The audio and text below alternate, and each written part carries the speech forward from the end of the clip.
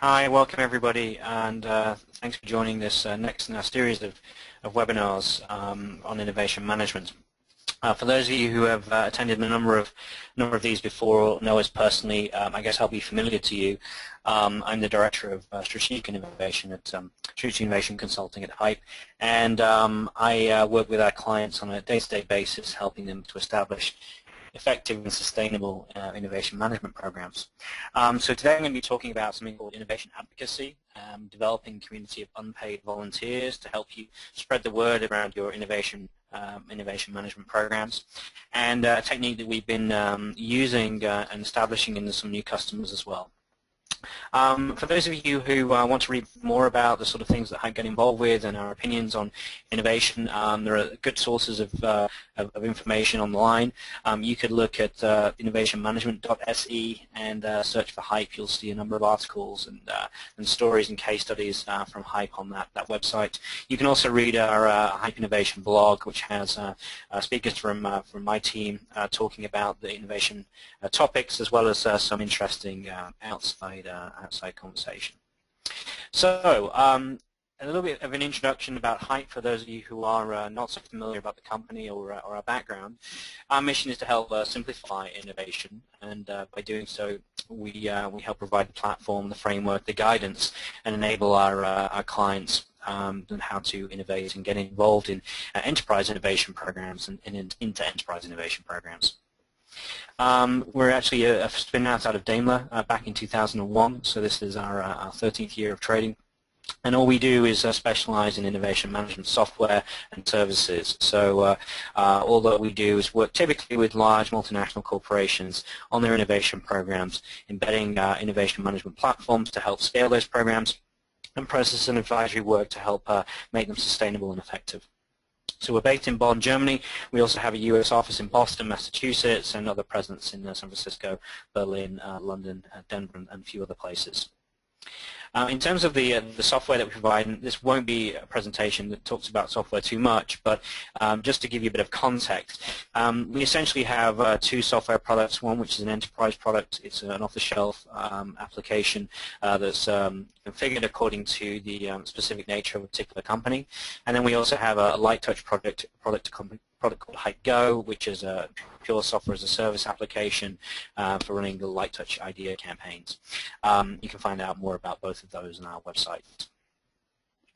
In terms of what we provide, we talked about the software. We also help on the technology side of things in terms of embedding software applications into clients' technology infrastructure. But embedded across all of our projects is a process, an innovation process that we find is helpful and constructive to developing better, richer, more rounded concepts. We also provide advisory services to help ensure that whatever innovation management activities you're involved with, you use the sort of tools that we can provide in an effective way that matches to your structure, your culture, and your objectives. And I speak to you from the Strategic Consulting Group. That's my division. We have a small team that stretches from Abu Dhabi to San Francisco, advising our clients on a day-to-day basis. So just a couple of final things. We spoke about our upcoming events. We also provide innovation managers forums, as Mitch indicated. We have one coming up in Hamburg this week and Las Vegas in early October. There'll be one in Amsterdam in the new year, so look out for that. And then we'll be running our annual forum in Bonn in Germany next May. So look out for those. They're great events. If you're a Hype customer, you're welcome to attend for free. Okay, so those of you may well work for some of these organizations. These are the sorts of companies that we spend our time with. Some are very large organizations, some are much smaller, of course. Some are spread across multiple locations, and others spread just in around one. All of these things that we'll share today around innovation advocacy cherry picks insights and expertise gained from some of these companies and our work together in terms of helping, particularly on the communication side of establishing enterprise innovation management programs. And what I will try to do is share with you a few examples of innovation advocate programs as we go through the session today from some of these companies, just to put it into context how the sort of theory that I'm talking about in terms of innovation advocates actually gets implied in practice. For those of you who are interested, there's also some analyst reports available from our Hype marketing team. You're very welcome to ask us for any of those reports. The analysts quite like us, and we're happy to share with you any background there that you're looking for. So the topics for today, and this is the bulk of our session today, is focused on how do we use something called innovation advocate capability? What is an innovation advocate? What are some example advocate programs from other organizations? How do we identify advocates, and how do we train those people? I'm going to start off with just defining for everybody what I mean by sustainable enterprise innovation management programs. This is sort of the foundation for the conversation for today. And all of these words are there for a very specific reason. Sustainable, because we know that one-off innovations are not enough. Enterprise, because we recognize that a much larger group of people can help us innovate than perhaps we previously considered, and perhaps in an R&D heavy type organization. Of course, once we go to an enterprise type scale program, we require some software, and of course is also true when we go beyond our organizational boundaries as well.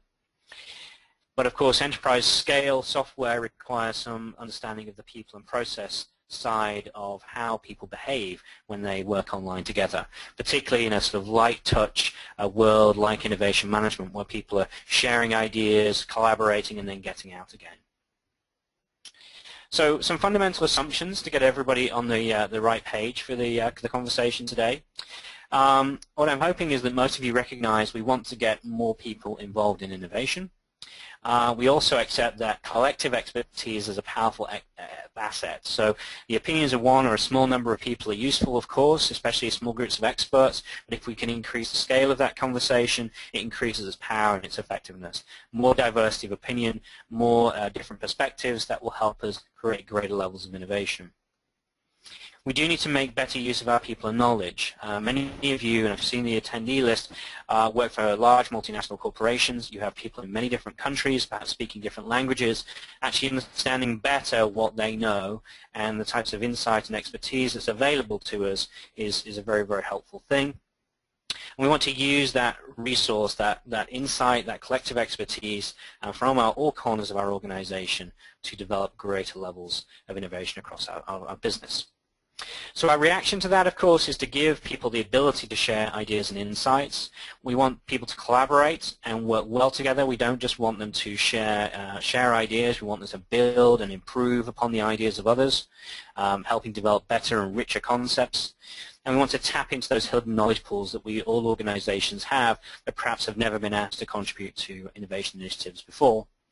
And of course, we need to retain all the ideas, the insights, and the concepts as we generate them, so that we can search upon those, filter upon them, look at them again in the future. So when I say sustainable, I'm sort of conscious that it's a relatively overused term, a little bit like the word innovation. It means many different things to many different people. And when we think about sustainability in the context of enterprise innovation, we tend to think about a number of things. And the three core ones that we see are increasing engagement over time. We know if we have decreasing engagement over time, that's not a great sign. So we want slowly, year after year, to be building and building more enthusiasm, more interest in the process of getting involved in innovation.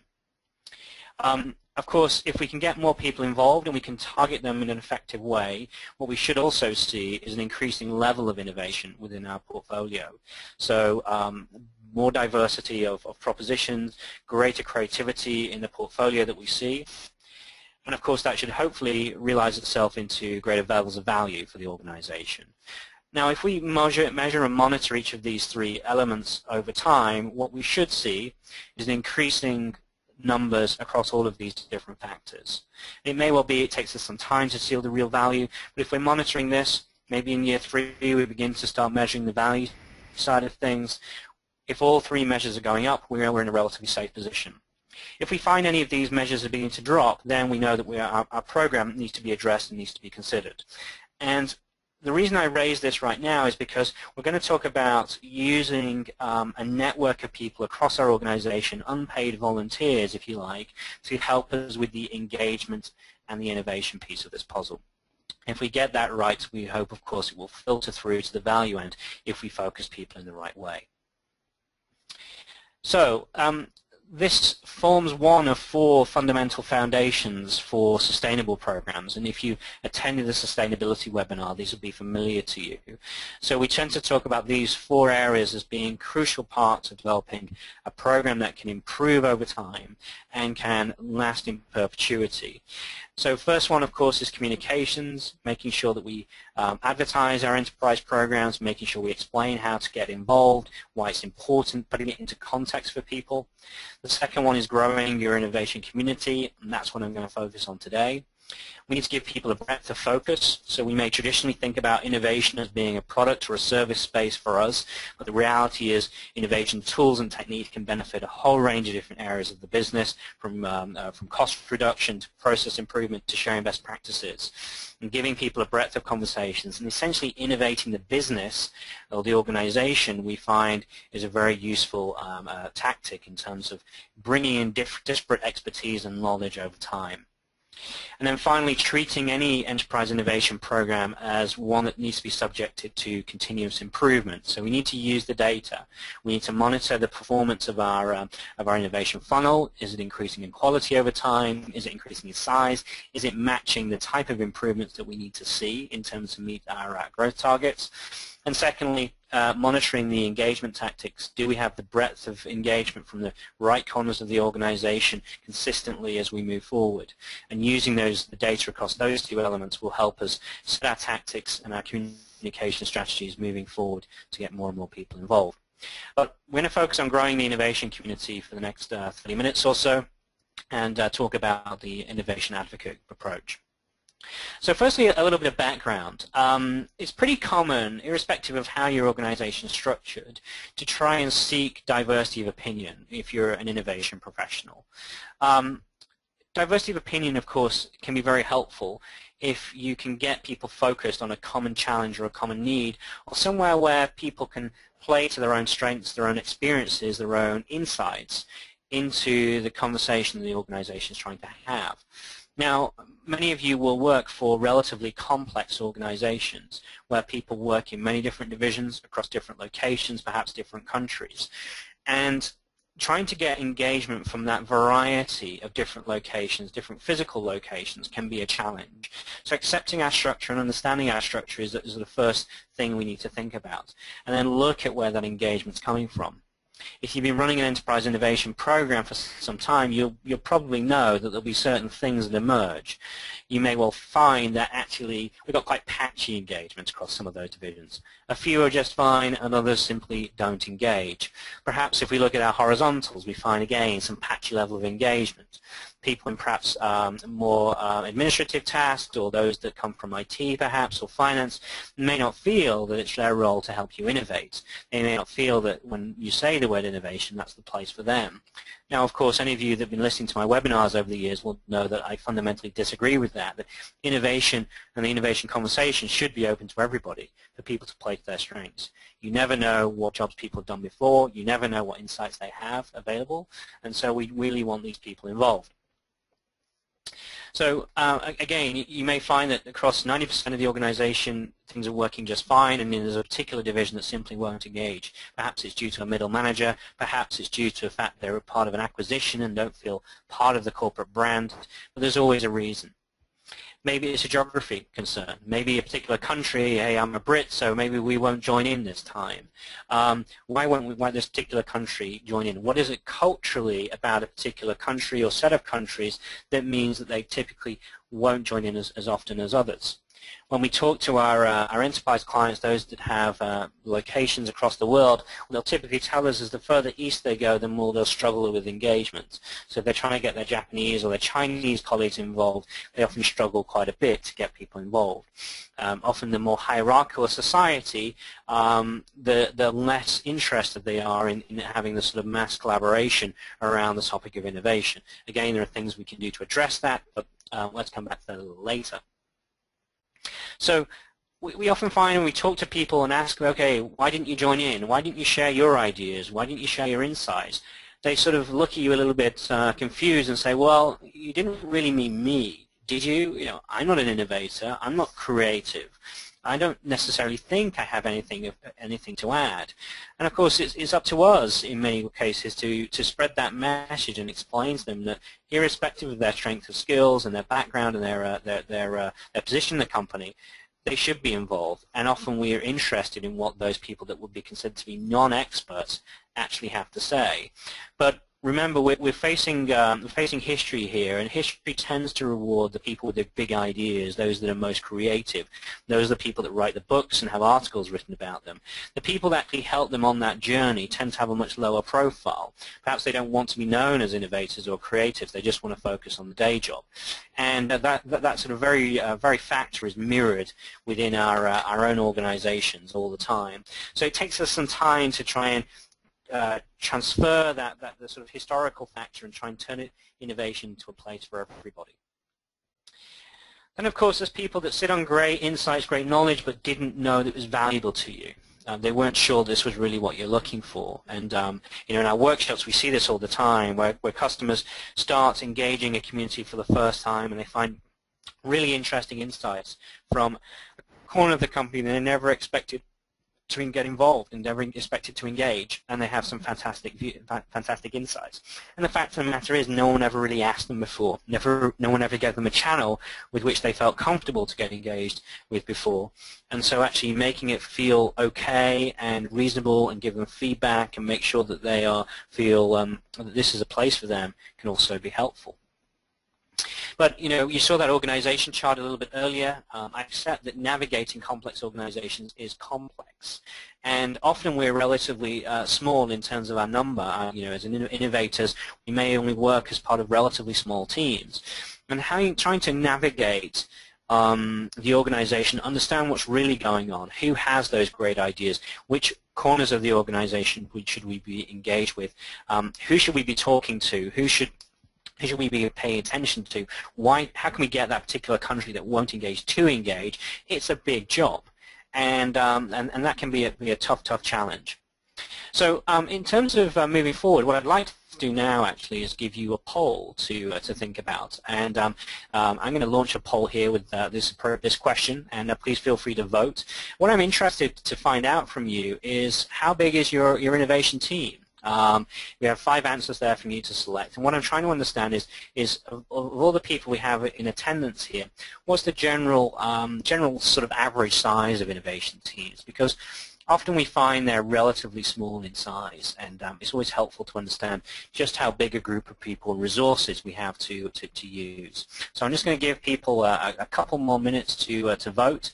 We're a few more seconds to vote, and then we'll take a look at the results and see what people say. Okay, so I think that's looking good. Your last few seconds to vote if you've got time, great. And what I'm going to do is I'm just going to close this poll, and we're going to then share it with everybody.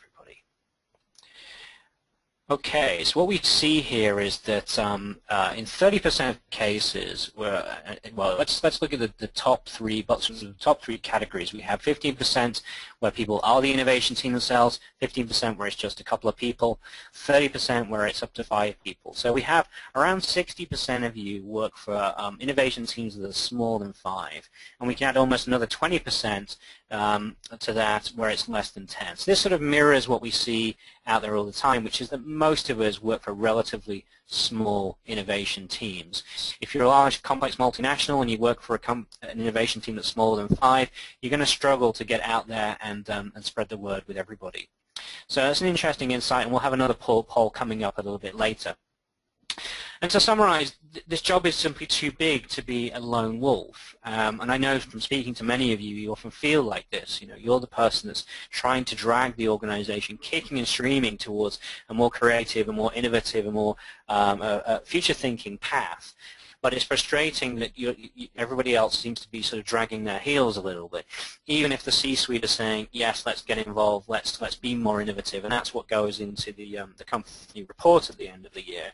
The rest of the organization isn't really feeling it, or they're not really getting involved. And so this concept of innovation advocacy came as a bit of a reaction to the fact that many of us are lone wolves, and it's a tough job to try and push the message out there all of the time? Is there a way of being a little bit more proactive and a little bit more creative in our approach? So we often find we work with two smaller teams. We have a geographical spread that makes it very, very difficult to engage all the different parts of the company that we like. And we also accept that maybe the top-down messaging that we have and we're used to that comes from, say, corporate communications or the C-suite, it's only going so far. And actually, when you go out on the streets and you talk to people and you ask them about their feeling about enterprise innovation, and when they're getting involved in innovation, they sort of shake their head and say, well, I heard something, you know, I think it was on a webinar, and I've never really paid any attention to it. And what we find is those messages, they reduce in impact the further down the organization that we go and the further away from the corporate innovation team we get. So the top-down messaging, of course, is important in terms of giving the program credibility, making sure that people feel that this is something that's important for them to pay attention to, but it only goes so far. So let's look at some example advocate programs, and what I want to do is to show you how Colin, this might or could work in practice, and then try and summarize. Do you hear me? We don't see your screen right now. Okay, let's go ahead. Okay. I think maybe because you still show the poll. Could you? Maybe. Poll. Okay. Can you see it now? No, it's there. It is. Okay, great. So thankfully we didn't miss any slides. So that's great. Thank you for the interruption, Mitch. So we'll talk about some example innovation advocate programs. They are by definition very different in nature. So each company that implies a type of advocate program or a version on this tends to do it in a different way. And I'm going to give you a few different flavors of innovation advocate programs so you can get a sense of the breadth of that diversity of program. But they do have some common elements, and what I'll do in that what is an innovation advocate section is to try and bring them together in terms of key points that we can learn from. So here's an example from Volvo. Volvo have a very specific approach. They run what they call jams, innovation jams. And these are relatively large idea campaigns focused on a relatively significant number of people. So 10,000 people or so is not uncommon at Volvo Trucks. And what they have is a community of advocates, around 50 people, that actually have a dedicated part of their day during that jam process to build and collaborate and try and stimulate the discussion as people are sharing their ideas on the latest innovation topic. Now, these are people that have been handpicked. They are people with a bit of capacity, and their job is to try and encourage people to build and to share and to connect to other people. And what we find is that because Volvo Trucks is so geographically spread across so many different countries, they need people who can be dedicated to certain time zones. So they have maybe 2 or 3 hours of their day blocked out every day for a period of around 3 days, where they, just for those 3 hours, will log into the campaign and be an active advocate. And they may well share verbally the topic of innovation management, but more readily they're working mainly online, so trying to develop the conversation. This is a process that's worked very, very well. Here's an example campaign they ran from 2013 where they had 600 ideas submitted from around 10,000 invitees, around 3,000 comments, which is very, very large in terms of a ratio to number of ideas. And 111 of those ideas were actually selected. And of those 111, 49 of which had patent relevance. So a very, very effective process. These campaigns, these jams, run over only a period of around 3 days. That's not necessarily common to what a lot of other companies do. We find other organizations typically run them over a shorter period of time. Sorry, over a longer period of time, and we'll talk a little bit more about those in a second. So let's look at a different example. This is one from Bombardier Transportation. And for those of you not familiar with Bombardier, they're a train and tram manufacturer. They have around 35,000 employees worldwide. They're part of the Bombardier Group, which also includes aerospace, but we're focused primarily on transportation here. They have divisional ambassadors, and these are people that are spread deliberately across the organization. So each division has their own ambassador, their own innovation champion, if you like. So there's 10 divisional champions and 20 ambassadors, and their job is to try and understand what the innovation needs are for a particular geography, for a particular division, and help fulfill that particular need. So they will make the connection to the core innovation team in each locality. They'll relay the message of innovation between their peer groups. They'll also act as local facilitators. They may well do face-to-face innovation sessions like brainstorming sessions as well. Now, the purpose of this group is a little different to the Volvo example. Bombardier are more typical, that they'll run their idea campaigns over a longer period of time of maybe 3 to 4 weeks. And these innovation managers or divisional champions, they're people that facilitate that process. So they're not necessarily stimulating the discussion. They're acting as intermediaries between the different parts of the organization and trying to connect those different parts. So again, something to take from that. They've again found this as a relatively effective process. And again, something that's slightly non-typical about Bombardier is they actually have these ambassadors as part, it's essentially part of their day job. So some of them will have maybe 20, 30, maybe 50% of their time allocated to innovation. And that works pretty well for those guys. And if you want to know a little bit more about Bombardier, there is actually a case study on the Hype Innovation website. If you're scrabbling for a pen, don't worry, these slides will be available after the session. So one final example, this is again another different example and perhaps more typical of what we may consider to be what's emerging as a best practice for advocate programs. This is a network of U.S. cancer treatment hospitals, and they're actually building an advocate community not on a case of full-time people and not on people who dedicate 2 or 3 hours of their day to being advocates.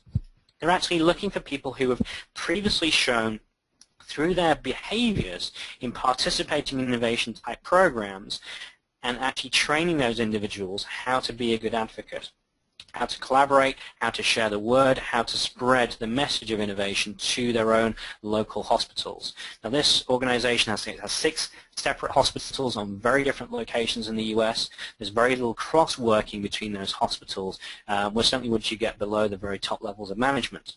And so this community is being used to gain insights about what's happening in the local hospital, what information needs to go out there, what types of innovation activities could be helpful to those.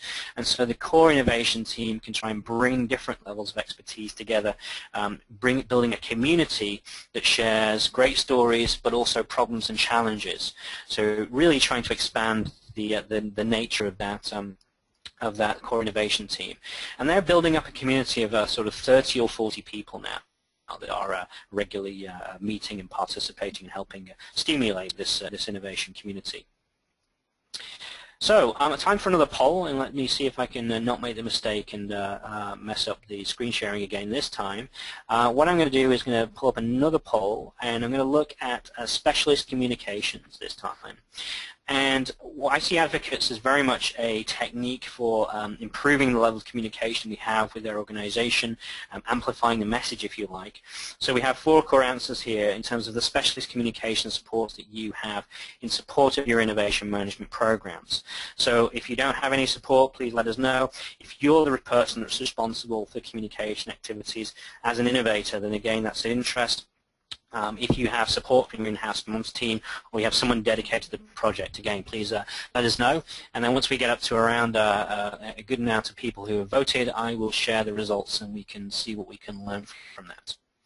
And just while the last few people are voting, the innovation advocates, of course, have a multitude of benefits, but a significant one is there's one of viral communications.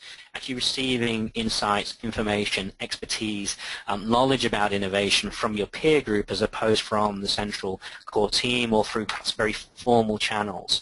And this is beginning to introduce what we're going to see in a minute around social copying and having the people the next desk to you actually participating is likely to mean that you're more likely to participate as well. So let's close that poll and let's take a look at the results. So we have about 18% of people have no support at all in terms of formal communications. 33%, a third of our audience there, are personally responsible for the communications associated with the program. Majority here, we have 42% actually can ask for advice from an in-house team, and only 6% has someone dedicated to the project. So that's pretty good. That's pretty interesting, and I think that what we can take from that is that most of you have some form of communications consideration that we can be, some communications resources that can be brought to bear as necessary.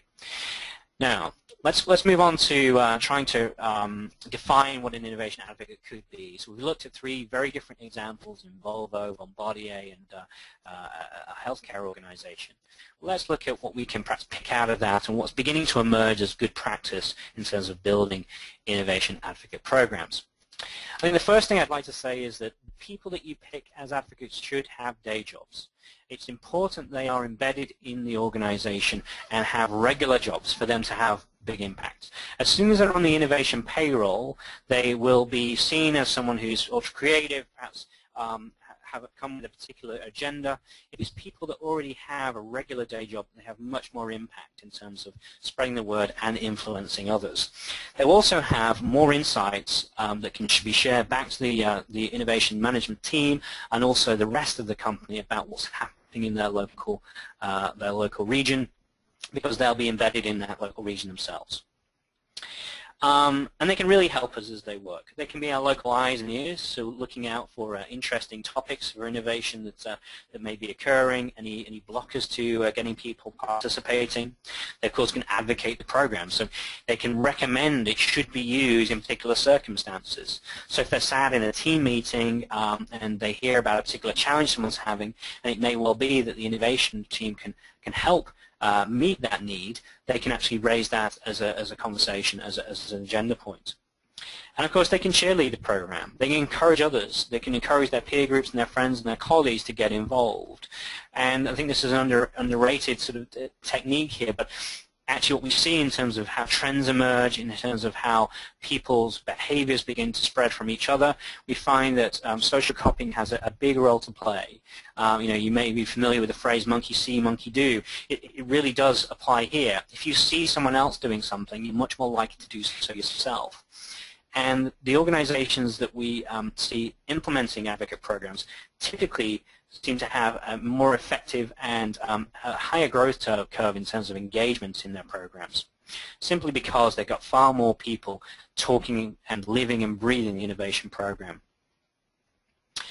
They can also show through their behaviors, so they can demonstrate good behaviors. The behaviors we typically think about are sharing ideas and collaborating, and more on that a little later. But just by participating, by submitting high-quality content, being constructive in their commenting and their querying of others, and actually connecting people that may have a common interest, just by doing that, and this is very much what the Volvo example, we can learn from the Volvo example, we find has a good impact in stimulating a much richer conversation. Remember the ratio of comments to ideas in that Volvo example, 3,000 comments to 600 ideas. That's pretty phenomenal. Our best performing programs without advocate programs typically have a ratio around 3 or 4 times, whereas in this case we're exceeding that. And one of the reasons for that is getting far more comments, far more debate, far more collaboration. Those of you who are experienced in enterprise innovation will know that it's the collaboration part of the process that really builds a lot of quality into the submissions that are received. So the more commenting we can drive, the more effective we can make that, the better quality and the higher levels of innovation we're going to develop. They can also help us identify hot topics. So, as I said, if they're sat in a team meeting and they hear of something, they can then bring that back to the organization. It may well be if we can develop a community of, say, 30 or 40 advocates, and they're each telling us something that's happening locally, we can start to draw some synergies from that, start to draw some commonalities from that group. So we can see, okay, we're beginning to pick up that in 10 of our 30 advocates, something is wrong or there's an opportunity here. What can we learn from that perhaps we wouldn't have picked up another way? They can help each other. Actually acting as the local boots on the ground, so to speak. They can be the person that can, tell them how to participate, tell them how to connect other people into the process. So they actually be there, perhaps with a badge on their desk, to say that they're innovation advocates, so that people feel much more comfortable approaching them. They're perhaps sending an email to a faceless support desk saying, "Hey, I forgot my password, or I'm not sure how to log in." This is the role that they can fulfill without having too much of impact on the day job. One of the biggest parts, though, I think that has value is their ability to share success stories. So actually amplifying what's happening in another division. Those of you who work for large organizations will know that once you get beyond the scope of your current division, it's very difficult to know what others are doing. To be able to hear that, you know, a division three away from you has put some new product into the market and it's having fantastic success is interesting. You might be able to learn from that success story. It might be something that you want to go and investigate further. And if we use the innovation core team to spread these messages through the advocate community, we can begin to amplify that message across the company.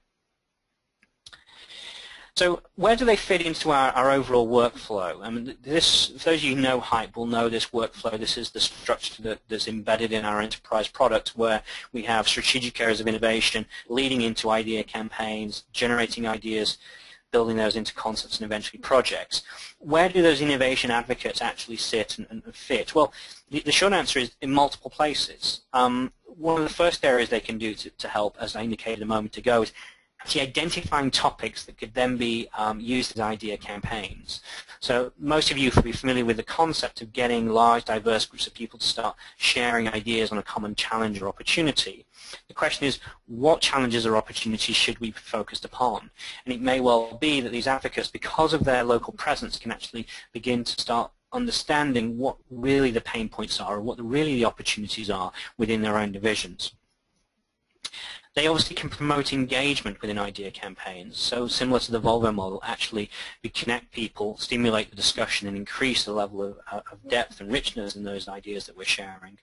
But also they can be helpful in a more tactical sense. So perhaps we're looking at a late-stage concept and it's going okay, but it's not quite as well developed as we like, or it's not quite as the quality level that we like. We can put that as a help message out to the advocate community to see if there's anybody that can help meet that need. Again, increasing the scale of this advocate community, sorry, this conversation around innovation beyond the core small teams that we often work for. Now, of course, those idea campaigns we often present in the workflow as being in front of the concepts piece. This is where we're generating new content. But many of you will also be aware that idea campaigns can be used as a utility throughout that innovation life cycle. So if we have a tactical problem later on in those concepts and projects, we can run a campaign to try and fix that. So let's look about how we might identify advocates and then, of course, train them, because unless we can work out who they are and unless we can support them effectively, then we're going to struggle to develop an effective and sustainable community. So the first one is around identifying the right people. Now, of course, we can ask for volunteers, and volunteers are okay. Some companies do this just fine. But what we would rather have is people that have shown through their behaviors that they'd be good advocates, as opposed to just people that think they might be. And so what we're looking for is people that are rigorously using the sort of behaviors that we want to see from the entire company. And those behaviors are fit into two very simple buckets. The first one is we want people to feel comfortable sharing ideas and insights when asked, and we want people to help improve upon the ideas of others and build upon that content. Now, if we can spot the people that are regularly illustrating these behaviors, what we will know is that they will have some degree of trust in the organization to do so. So these are sort of model professionals in the online innovation world, if you like. They're sharing, they're collaborating, they're helping each other. They clearly have some trust in the organization. That's why they're taking part. Then these are good people for others to copy. And all we need to do is to emphasize to them what types of things we want them to play towards, what sort of strengths we want them to play to, in terms of their day-to-day activity of getting involved to help them become good advocates.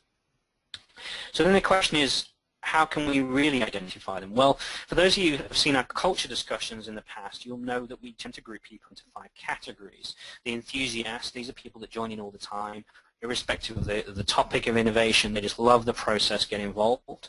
The interested, this is where we would expect most people to be looking to move to. These are people who will join in when the topic is right, when they believe in the process, when they care about the conversation. The cautious, those people that are sat on the sidelines waiting to join in, not quite ready to jump yet. Perhaps they're waiting to see successes and before they feel really confident to join in. Those people who are unaware, They won't participate yet because they simply missed the marketing messages, or perhaps they're new joiners. And those skeptics, or those of a more negative ilk, those people that perhaps have been turned off innovation in history in the past due to previous innovation failures, or perhaps have some skepticism due to other factors such as the topic or the focus of the program and it being less relevant to them. Now, of course, it doesn't take a rocket science to work out where our community of advocates may come from. They come from the top category, the enthusiasts. Now, for those of you who are interested in this model of grouping people into these categories and wonder how that's applied in practice, you may be interested in taking a look at the Swisslog case study. And again, there's a link there, and you'll be able to look at that when we issue the slides. So the enthusiasts are pretty easy to spot. We simply look at the data, and of course, because we work in an innovation world where we're using systems, software tools to channel everything, we can look at that participation data. We can see who's joining in regularly, and we can see who's commenting as well as just sharing their own ideas. People just sharing ideas isn't actually good enough. We need people who are comfortable, people collaborating and building upon the ideas of others. And those that are participating regularly across a range of different topics, again, are more likely to be better targets for our Innovation Advocate program. So can we train them? Well, absolutely, and it's not too tricky. All we need to do is simply explain that they've been identified, we're pleased with what they've been doing so far, and ask if they'd like to volunteer to help. And emphasize this is really not going to take too much more of their time than they currently spend on the system. So if they're currently participating regularly, all we're asking them to do this is to keep doing that, but do it in a very particular way. It's helpful to share the overall ambitions of the program, the hard and soft objectives of it as well, so that they can understand the context within which we're working, why we're trying to get them involved, and where we're trying to take the program. We can ask them what to do. We can ask them pretty straightforward. We just want you to talk about it. Integrate this conversation into your day-to-day work. Encourage people to share success stories. Try and give us information as well in terms of what's happening on the ground. We're not looking for anything too advanced. And the way this often manifests itself is to have a hour or so conference call once a month where all the advocates are invited to share and collaborate and talk to each other, where we spend some time giving them information but also spend some time receiving information from the community. This makes them feel a little bit special. They're invited to this back office community. They get to hear what is happening in other divisions directly. And what we can do is monitor who's joining into this conference call. Not everyone's going to join every single time. We can use that as a focal point for this community to come together. So sometimes that may mean actually trying to get smaller groups together in face-to-face groups as well. That's obviously a good thing to do, where people can share experiences and insights, highlight any successes and failures. As I said, once a month is a good period of time. It's not too much of their time to take out, and we tend to find people usually pretty happy to do that. And it may well be that over time you build more people into that community and some people drop out. That's fine. It's a voluntary process. We're not forcing people to do this, and we're not putting them on the payroll. What we're saying is that it seems to me that in many organizations there is a community of people that are happy to be involved to a greater extent, and all we're doing is actually harnessing that enthusiasm. So where this brings us to is, remember that structure that we had before, is these advocates that we have greater and greater influence across the organization, virally spread the word and the messages around innovation, trying to establish those great behaviors that we want to see. Of course, what we will see as a result of that is more people participating, greater quality of submissions being made, and a healthier and more sustainable program in terms of engagement levels. So just to summarize before we take any questions that you have, and please feel free to submit your questions in the little question box lower down, and we'll answer as many of those as we can. Just to summarize, as innovators, you'll find the job of innovation is simply too big to be a lone wolf. One of the biggest challenges for innovators, especially corporate innovators, is understanding what's really going on in all those corners of the organization. So advocates exist. They just need to be asked. They just need to be trained. They just need to be supported. They're actually not that difficult to spot once you've already got a systematic process in place. What we normally do with customers who adopt the Hype platform is to take a look at the performance over the first 3 months, maybe the first 6 months, see who within that community is beginning to emerge as being possible advocates, and then approach them. It's not necessarily something we do on day one. We wait to see who emerges as a natural advocate over time. And we train them, We explain to them what it means to be an advocate, give them some inside knowledge about the program so they understand where we're trying to take it, and ask them to build the conversation and innovation into their day-to-day lives. And by the way, although I'm coming from a sort of the hype system sort of mindset here, they can equally spread information about all parts of your innovation programs. So if you have brainstorming sessions and you have creativity workshops and maybe you're doing design thinking activities, they can also spread that word as well. Obviously, we're not so sure whether they're so comfortable with that conversation because we've identified them through the online world, but there is no reason why you can't ask and see if they're prepared to also join in on that basis. So that was a quick run through the methodology of innovation advocates and spreading the word.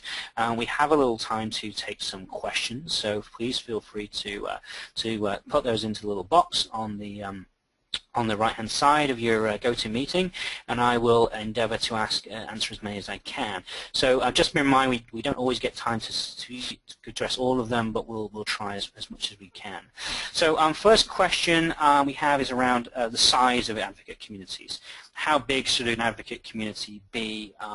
What's optimal? Well, it really does depend on the complexity and the size of your organization.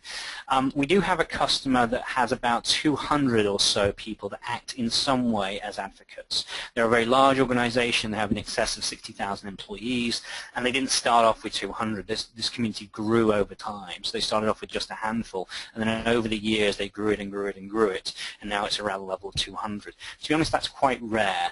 Most communities that we see are more in the scale of 30 to 40 people. Now, if you are a smaller organization but you have lots and lots of different locations, then you may want to think about trying to find an advocate in each of those locations, or maybe a couple in each of those locations. And again, trying to mirror the organization structure. So if you have people in HR or finance, IT, marketing, perhaps groups that may not necessarily be normally forthcoming as innovators, maybe you want to position a few more people in those. But 30 to 40 is what we see as communities being developed, but there is no real limit on how big you can make that, depending on your organizational complexity. Okay, let's see what other questions we have. How do you recommend to address the situation of volunteers for being advocates that are not suitable? How do you say no without creating a negative reaction? Well, actually what we do is we try to handpick the people we think are likely to be good advocates, as opposed to asking for volunteers. So you're absolutely right. There will be certain people that simply aren't good advocates. But to be honest, they usually drop away from the program pretty quickly. And we're not monitoring what we're doing. We're simply asking them to share and collaborate within their day-to-day lives. It's up to them how they really apply that into practice. So it's hard for us to see. So we don't necessarily go out to people that would not be normally good candidates. But of course, different people will play to different strengths. There'll be some people who are very good at this, and there'll be some people who are less so. And of course, we can't get everybody right. But the process of amplifying the message is still a good one. Okay, let's do the next question we have. What's your experience of communities becoming less responsive precisely because there are multiple advocates, e.g. people taking the position of I'm not needed because the advocates will do everything anyway? So really good question. And I think the positioning of the advocates is crucial. And we've seen different examples from other clients earlier on. Now, my feeling, having seen a number of different programs and seeing what tends to work and what works better and stronger, is that the ones where the advocates are actually the innovators, these are people that actually have the job of managing innovation, that have it as part of their day job, will certainly command less influence than those who are simply advocates out of being a volunteer. And the reason for that is the ones who are advocates because they've volunteered tend to have more regular day jobs. They're not perceived to be, oh, these are the sort of wacky creative types from the innovation group. Therefore, they seem to command more influence. But certainly those programs where you have people on the payroll, and sometimes that's natural, will not necessarily be able to get the message out there just because you're right. Those people are actually doing the job of innovation.